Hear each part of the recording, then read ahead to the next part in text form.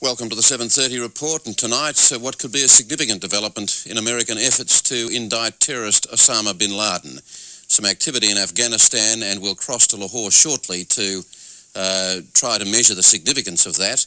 But first, as America builds its case and its preparations for the first strike in a new kind of war, the rest of the world continues to feel the shockwaves still impacting unpredictably in so many ways.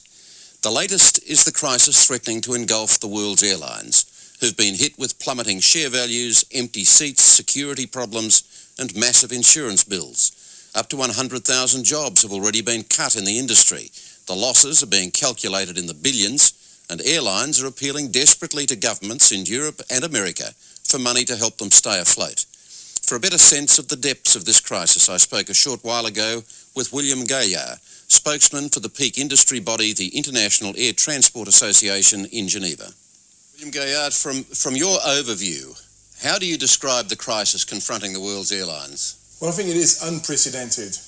We never had before, for example, domestic traffic in the US stopping for almost 3 days. And we are still not back to normal, even on transatlantic flights. Most airlines are only carrying out 70% or 80% of their program at this stage.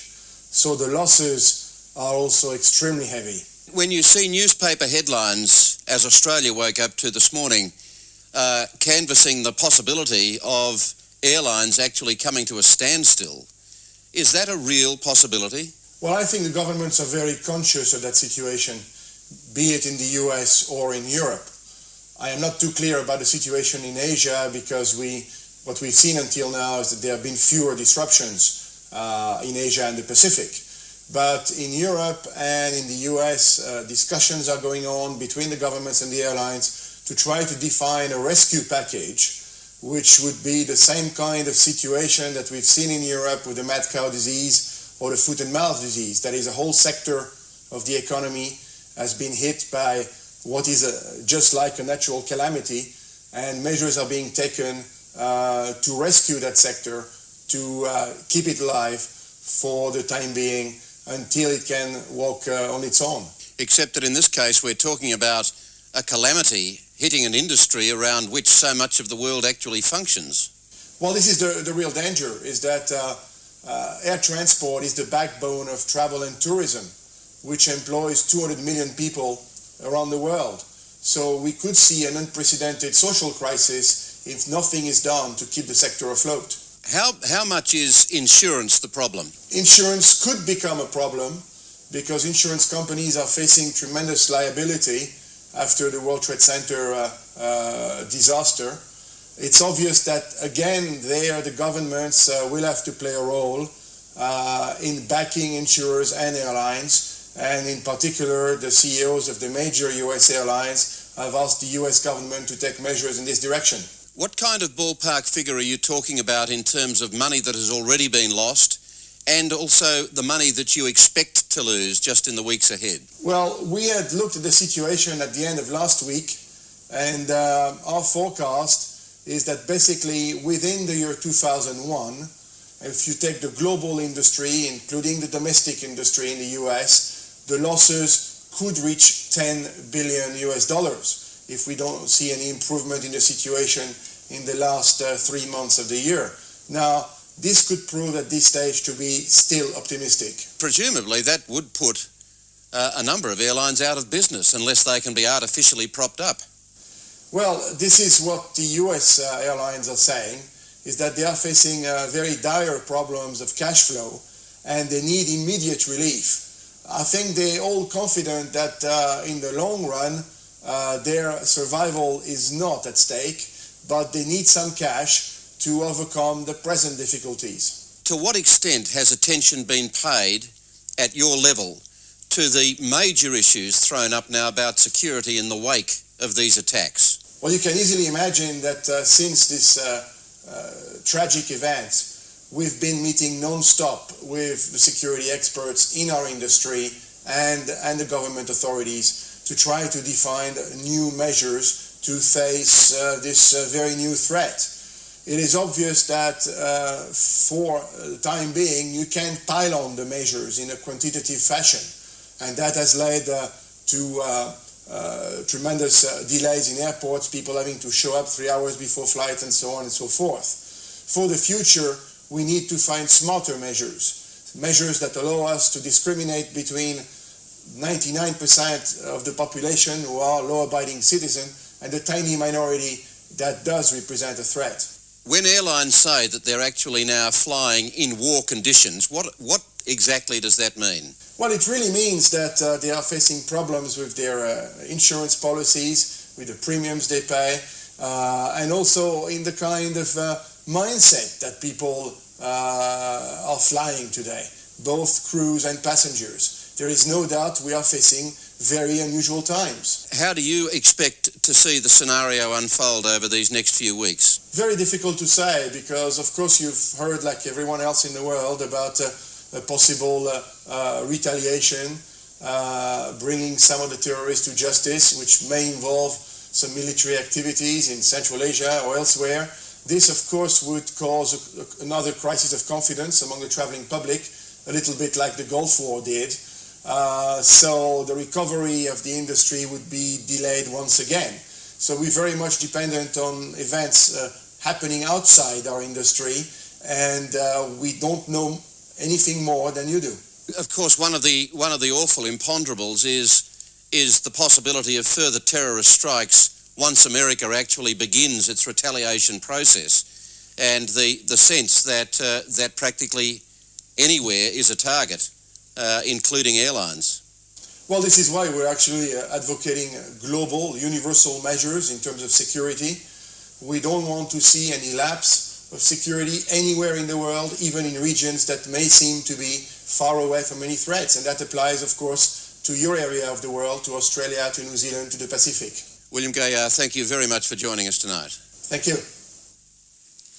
Well, the US military retaliation to last week's attacks is building slowly. In the Middle East, there has already been a military response. Early last week, Israel was in the process of launching a crackdown on Palestinian territories. The shocking events in America then provided even greater incentive for Israel to go in hard, taking the hostilities in this year-long intifada to new heights. Now America, desperate to secure significant Arab nation cooperation in its war against terrorism, has persuaded Israel to stop the bombardment of Palestinian towns. But as Jill Colgan reports from Jerusalem, it's a fragile truce on both sides, and the hardliners don't want it, and almost nobody expects it to last. Al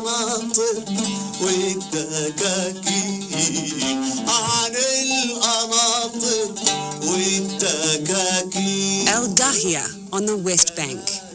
Palestinians live here and it's run by Palestinians, but nothing here is that straightforward. It's one of the region's grey areas, under Palestinian administration, but under the military control of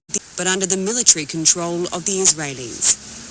And in the middle of it is an American woman working alongside Palestinians. I am an American, and my identity is American, but my experience is a very Palestinian experience. I live under the same oppressionist laws that Palestinians live under. I have to cross roadblocks, and my family suffers like their families suffer. Anita Vitullo is a woman of two identities, American with her family living in the United States. But she's lived here for 20 years, been a human rights activist for the Palestinians, is married to a Palestinian man, and her 3 daughters are, of course, American Palestinian. The days here since the terrorist attacks on the United States have seen a tug of war between those identities.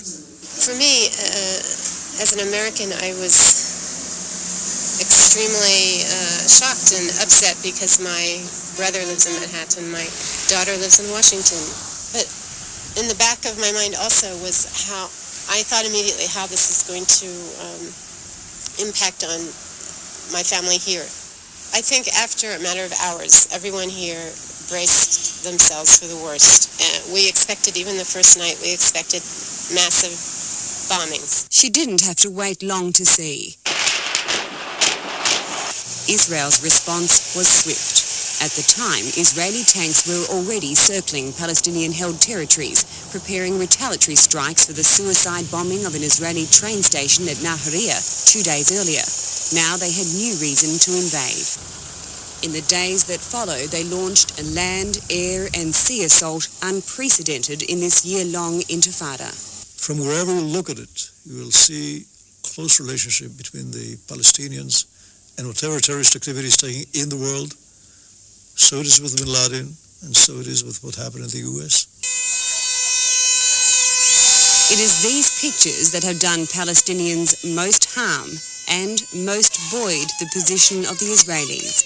Palestinians celebrating in the streets soon after the attacks. No one will take from the Palestinians their joy. They are dancing in the streets. When first the information came as to the disaster that took place in the United States, just in front of the agony and sorrow. I believe that people react not to the loss of life, but to something happening to the United States government, and they see it as a government that's oppressed them. I think it's as simple as that. I don't think anyone thought about the suffering of individuals.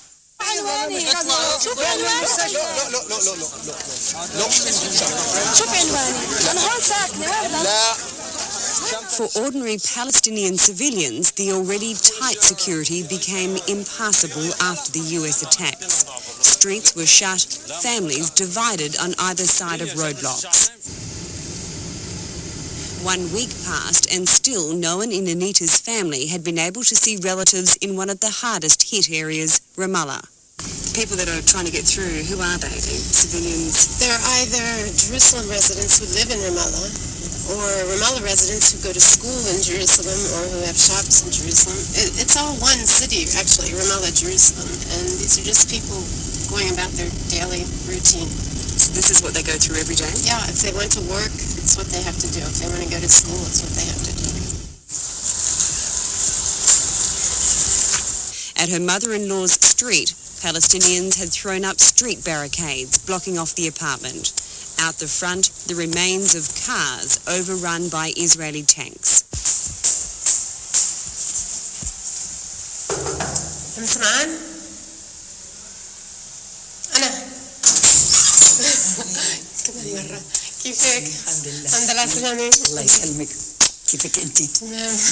Inside is her husband's mother, 71-year-old Sam'an Kuri. She's refused to leave her home and her youngest daughter who lives nearby. I was at night here, waiting. Maybe we'll die, maybe my house will be ruined. This has simply escalated in the last week. Every day we see something new, and there's no reaction from the world, and I don't know if there's a reaction from the United States, but we haven't felt it, certainly on the ground. The United States has intervened, but not for the sake of the Palestinians. With impressive speed, they've brought about what months of negotiations have failed to do, a ceasefire, all for the sake of clearing the decks as the US tries to arrange an Arab coalition against terrorism.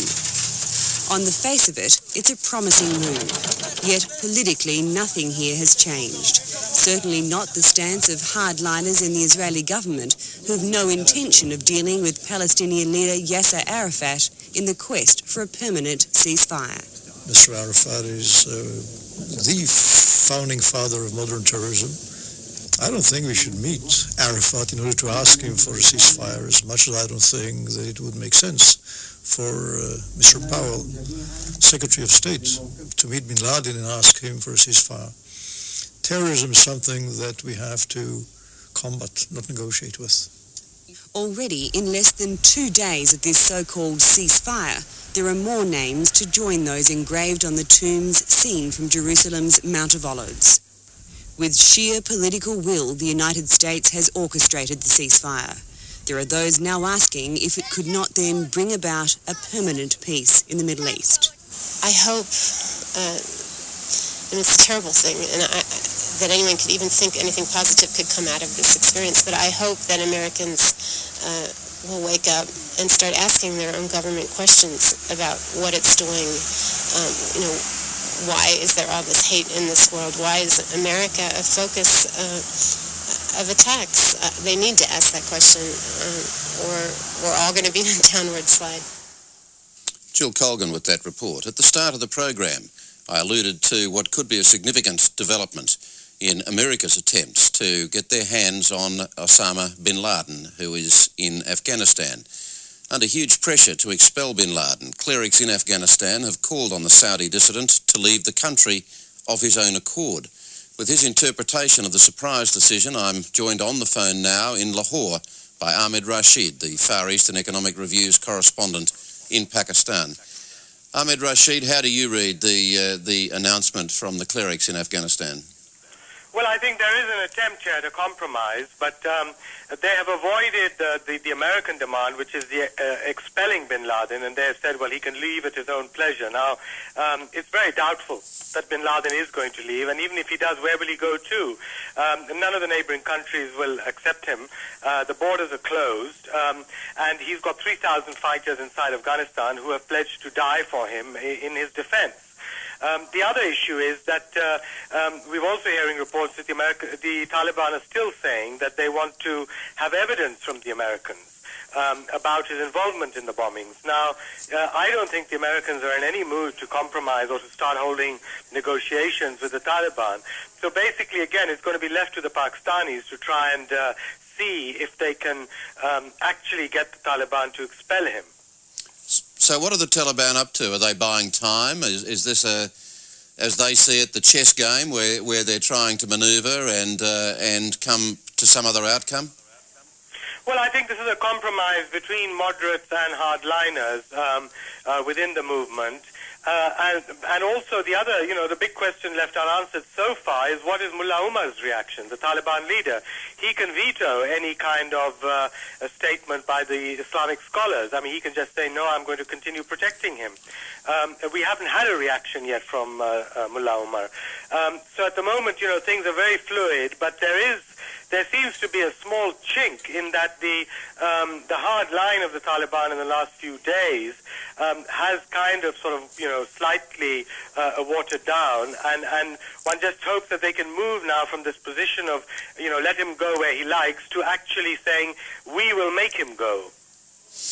How do you, the clerics at the same time have called for jihad against the United States if America does take action against Afghanistan. What's the significance of that? Well, obviously that is very significant, and that's the kind of the other side of the coin, which is hanging over the Taliban and the expected American attack. I mean, if the Taliban cannot reach any consensus, with the Americans on bin Laden, then they will issue a call for jihad, which will be responded to by many of the religious parties in Pakistan as well. What is the mood, as you would describe it right now, in terms of anticipating American attacks?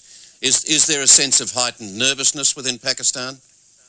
Yes, there's a great deal of nervousness. I mean, today there are reports in Peshawar that the Americans are going to attack tonight.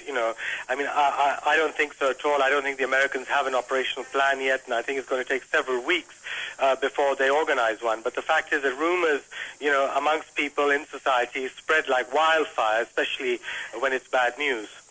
So do you have the sense that there is no imminent attack?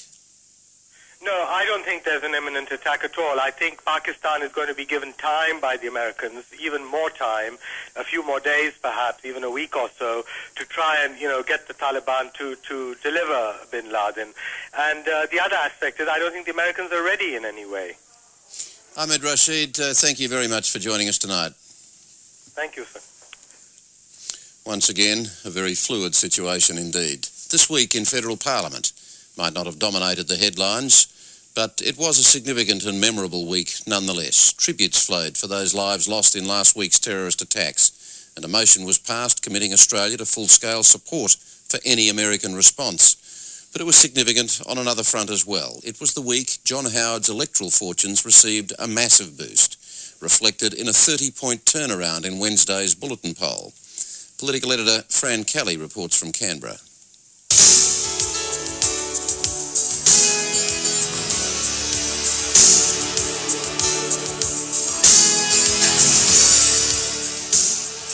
weeks ago, Kim Beazley looked headed for the lodge. Now his chances of getting there seem remote. So, what's changed? It's obviously the US terrorist attack in America, and that's been on the news. And obviously when people see such a tragic event, they are concerned, and they back the government in power and get behind the government in power. This week's Morgan Bulletin poll gave the government an unbeatable 20-point lead. And it seems two events, the arrival of the Afghani asylum seekers and the terrorist attacks in the US, have now become linked in voters' minds. Well, in our Tampa research, we found that some of the people surveyed did mention their concern that the illegal immigrants had come from Afghanistan, and they were also concerned that these people could be terrorists. It's a link that's looking electorally lethal for Labor, and one that's coming from a range of directions. Like Talkback host Alan Jones, who raised the notion last week of sleepers, terrorists secretly planted in a community, sometimes for years, before being given the order to attack. How many of these Afghan boat people are sleepers? Only the most stringent background checks should be a condition of them even being considered as refugees. That is the highest test possible they should have to pass. I think that in the next week, intelligence will surface here that there are people living in this country now who similarly are part of the wider terrorist network. But is this kind of talk alarmist? Defence Minister Peter Reith was certainly happy to make the link between border protection and terrorism last week. And no one's restrained Liberal MP Peter Slipper from making statements like this. There's an undeniable linkage between illegals and terrorists, and it's absolutely vital, in my view, to make sure that we don't have illegals entering Australia inappropriately, because given the fact that some of those people come from the country that is the centre of terror, I would be particularly concerned if those people were allowed to enter Australia. But not everybody agrees. So what Peter Slipper's saying is disingenuous and potentially very damaging to the tolerance of Australian society. Political commentator Gerard Henderson says any link between asylum seekers and the highly trained hijackers who entered the US by airliner and on holiday visas is contrived. The idea that a terrorist organisation would risk the prospect of a highly trained and expensively funded terrorist coming on shore in Australia in a leaky boat where they would get picked up by Australian security and placed in mandatory detention is just preposterous. It just would not happen. And then there's the point that these illegal arrivals are not from the terrorist Taliban regime, they're actually fleeing it. And here we have people who are victims of awful regimes. We're making them victims, or threatening to make them victims down here as well. Maybe so. But the way public opinion's looking, it'll be a while before asylum seekers arriving here get the warm Pacific welcome accorded to them by Nauru yesterday. It's perfectly understandable. It's also based on ignorance, but it is perfectly understandable. Terribly few non-Muslim Australians know anything about Islam, and the only images we tend to get of Islam are images of violence and terror, with almost never any question as to what the violence is all about. The question now for our politicians is the die cast? Has the ground shifted so dramatically in the wake of last week's terrorist attacks in the US that the election is in the bag for John Howard, as this week's Morgan poll signals? I don't believe that poll. Neither, frankly, does the pollster, Gary Morgan. What we say from this poll is that it's too early to say who's going to win the next election, because our poll has shown clearly right up until now that the ALP was in a winning position. Yesterday's 20-point lead was based on telephone polling. Now Gary Morgan has received more accurate face-to-face survey figures that show the gap shrinking but still giving John Howard a win. Though that's not how Labor sees it. In a pep talk to caucus this morning, ALP National Secretary Jeff Walsh said their vote had gone through the floor a few weeks ago but was coming back. And internal polling last weekend in 12 target marginal seats showed Labor's vote up 1%. The message was, it's still there to be won. Kim Beazley knows their only hope of that lies in domestic issues. Security for families, security for workers, security in jobs. we'll stand for that and people can make up their minds. The problem for the opposition is, as the world rushes towards war, what's the chance of those messages being heard? Political editor Fran Kelly. And to finish the week, hopefully, with a bit of a laugh, and God knows we could do with one, here's John Clark and Brian Dorr winging it with Ansett. Mr. Howard, thanks for your time. It's very nice to be with you, thank you. You must be very pleased with the polls that came out this week. No, we don't care who they are. They're not coming out here. We've pulled the drawbridge up in this country. We've made this announcement. Mr. Howard, We've had it. No. The popularity poll. You're miles ahead. Yeah. I'm a little bit disinclined to put too much store by that sort of thing. Mr. Howard, you are a good way ahead. Yes, but you'd need to know what they were asked, wouldn't you? What was the question? Well, they were asked who would you prefer as Prime Minister. Oh, well, they had Bob Brown go. He'd go fairly well. They weren't giving Bob Brown as a choice. Oh, no wonder I did. No, the question was, who would you like as Prime Minister, John Howard or Kim Beazley? Was that it? Yeah. No wonder I did all right. Yeah. Mr. Howard, what do you think of the standard of leadership in this country? Splendid. It's a spectacular period. It's a golden age in Australian leadership. But there are some issues about leadership, I aren't don't there? see any. Other than what about this business of Ansett? I mean, surely there are lessons there for Australian legislators. The legislators? Yeah.